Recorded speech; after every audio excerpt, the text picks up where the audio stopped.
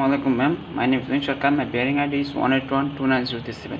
First of all, I would like to thank you to give me this opportunity to give my presentation by video recording.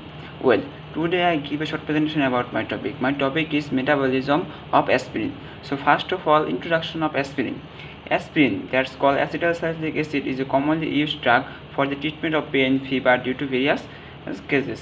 Acetylsalicylic acid has both anti-inflammatory and antibiotic effects. This drug also inhibits platelet aggregation and is used to prevent of blood clots, stroke and myocardial infarction. Then come to the synthesis of aspirin. Aspirin can be made by reacting salicylic acid with acetic acid in the presence of an acid catalyst. The phenol group on the salicylic acid form ester with the carboxyl group on the acetic acid. However, this reaction is slowly has a relatively low yield. Then come to the mechanism of aspirin. That's called mechanism of action. Acetylsalicylic acid blocks prostaglandin synthesis. It is non-selective for COX-1 and COX-2 enzymes. Inhibition of COX-1 results in the inhibition of platelet aggregation for about 7 to 10 days. The average platelet lifespan. The acetyl group of acetylsalicylic acid binds with a serine residue of the glycoxygenase that calls COX-1 enzyme, leading to irreversible inhibition. And this prevents the residue from the plane causes prostaglandins. The process also stops the conversion of thromboxanes A2 that calls TXA2, which is a protein introducer of platelet aggregation.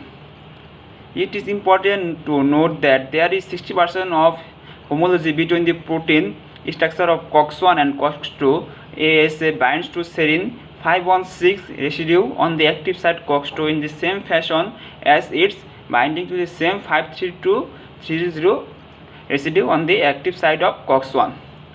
Then come to the pharmacokinetics. Absorption is generally rapid and complete following oral administration, but absorption may be variable depending on the route, doses from and other factors includes but not limited to the rate of tablet digestion, gastric content, gastric enzyme time and gastric pH.